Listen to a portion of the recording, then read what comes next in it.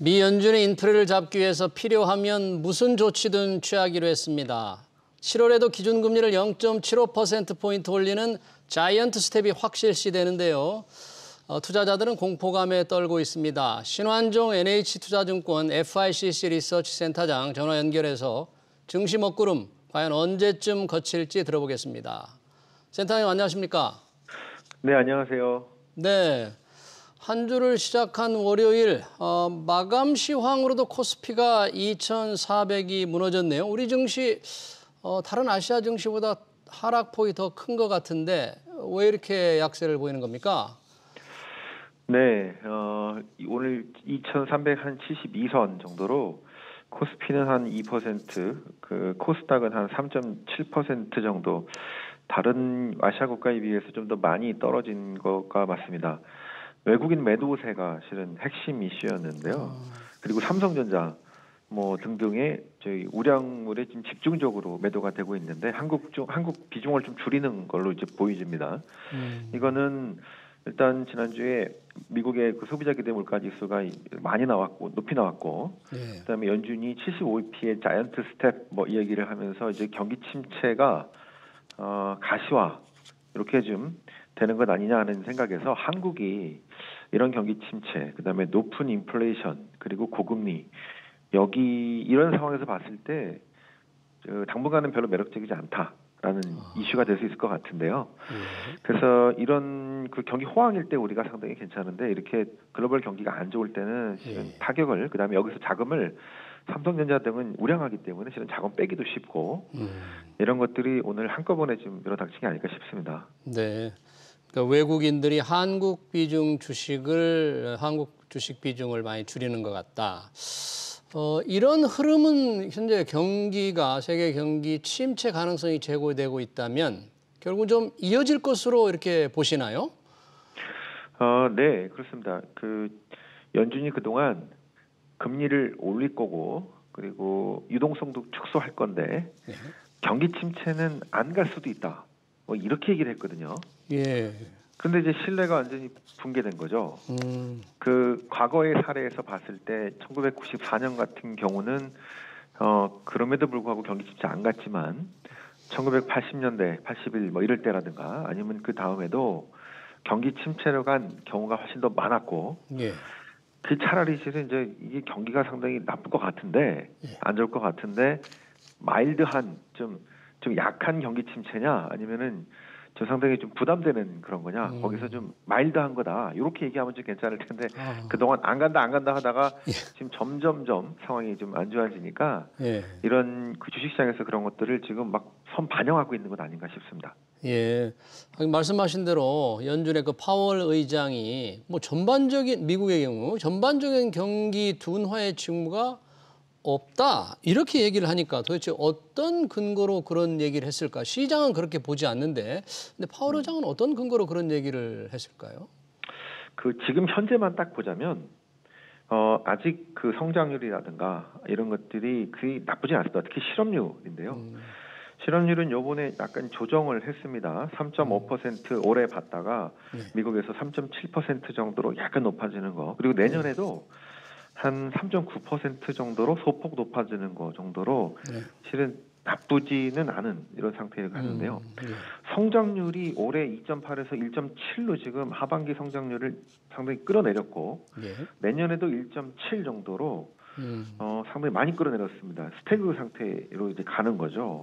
근데 지금 현재는 아직은 피부에 느끼지 못하고 특히 실업률이 그리 나쁘지 않았기 때문에 지금 국민들이 잘 못 느끼고 있는 거죠. 미국에서도. 하지만 이런 것들이 이제 하반기에는 특히 성장률, 그다음에 물가는 높은 상태에서 성장률 둔화 이런 것들이 저희가 이제 투자하는 입장에서는 반영할 수밖에 없죠. 그래서 이런 것들이 지금 선반영되고 있는 거 아닌가 싶습니다. 네, 미국 경제가 그런 상황이라면 지난번 연준에서 이제 자이언트 스텝 밟았고 또 7월에도 연준 FOMC 회의가 예상이 되어 있는데 지금 자이언트 스텝 0.75%포인트 인상 당연하게 지금 시장에서는 보고 있는 거죠? 어떻게 예상을 합니까 지금? 네, 이 다음 달에도 75bp 자이언트 스텝을 한 번 더 밟을 걸로 보여지고 그 다음에 이제 만약에 미국 그 소비자 기대 물가 지수가 9%로 올라간다든가 예를 들어서 그러면은 계속해서 밟을 가능성도 있고요.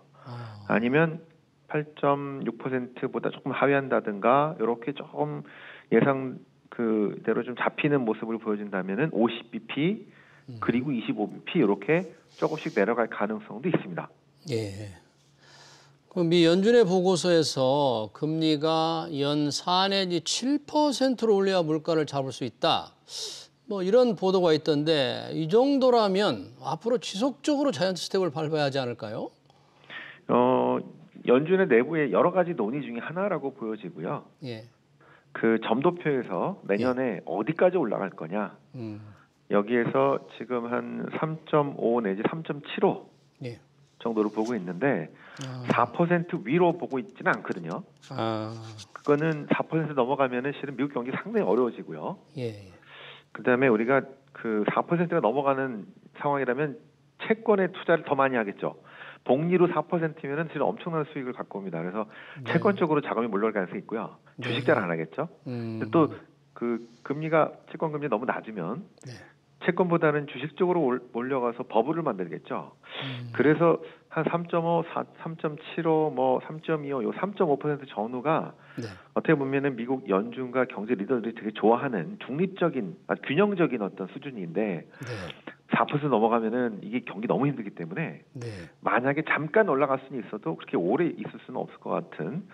그래서 아마 4%까지는 안 가고 한 3.5에서 3.75 뭐 이 정도가 피크가 아닐까 이렇게 생각하고 있는 사람들이 많은 것 같다. 점도표는 지금 그렇게 얘기하고 있다고 보시면 될 것 같습니다. 그러니까 금리 인상을 연준 의원들이 금리 인상을 점치는 점도표에 따르면 4%보다는 3% 후반대로 연말에 갈 것 같다. 그런 얘기네요.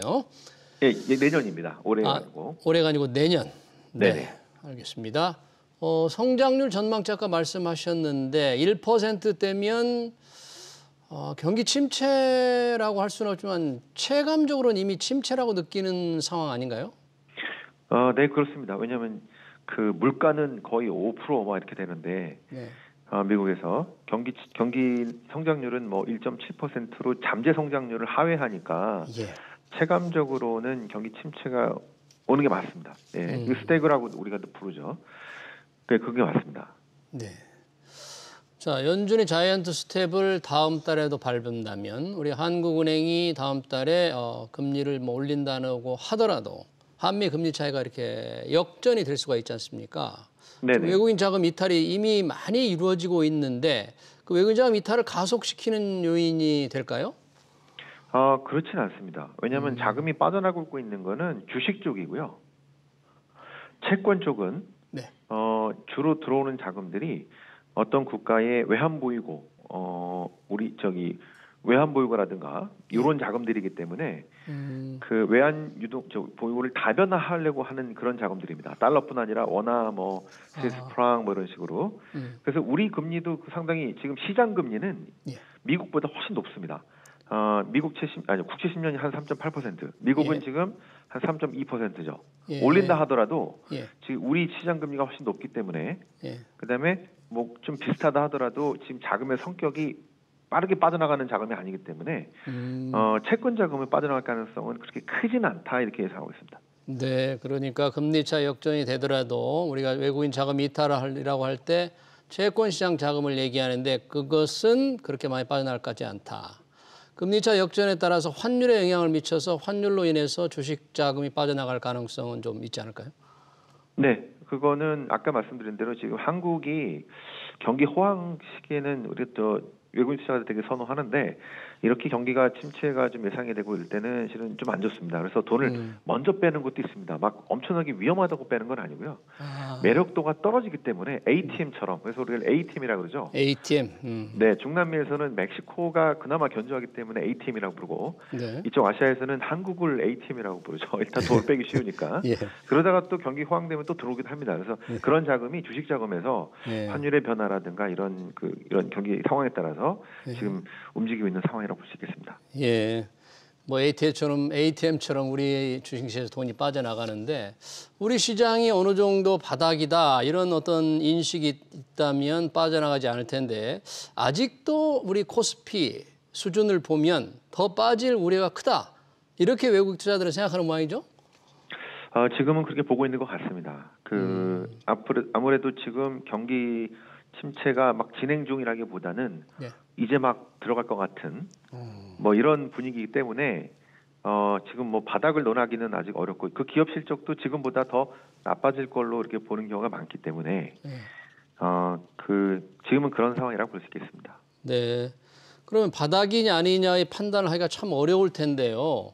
뭐 주가 수익 비율이라든지 순자산 대비해서 주가가 어느 정도냐는 이런 지수를 기준으로 볼 때 우리 시장은 과거 어려운 때에 비하면 지금 어느 정도에 와 있다고 보십니까?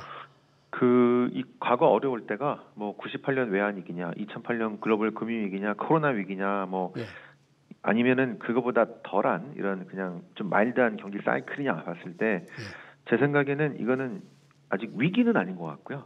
위기는 심각했던 우리가 겪었던 그런 위기는 아닌 것 같고 그때는 환율이 거의 뭐 2,000원 또는 1,600원 뭐 이렇게 가지만 이번 경우는 그 정도까지는 아니겠고요. 그리고 예를 들어 은행 시스템이라든가 이런 전반적인 시스템이 탄탄하기 때문에 저희들은 이제 경기 사이클상의 어려움을 겪는데 다만 40년 만에 한 번 나오는 이 인플레이션 때문에 이런 안 좋은 경기 침체가 경기 둔화가 상당히 오래 갈 것 같다는 것들이 주식시장에 손을 이렇게 딱 대기 어려운 매력적으로 보이기가 지금 어려운 그런 상황이라고 볼 수 있겠습니다.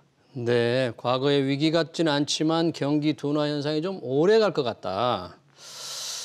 그렇게 오래 갈 것 같으면 지금 많은 개인 투자자들이 예를 들면 삼성전자의 경우 외국인들은 다 팔고 있는데 개인들은 사고 있단 말이죠. 오래 네. 갈 것 같다면 조금 위험한 투자 행태라고 봐야 합니까? 어떻게? 지금 예를 들어서 이게 반등이 한 2년 걸릴 거냐, 1년 걸릴 거냐, 3년 걸릴 거냐에 따라서 달라질 수 있겠는데요. 예.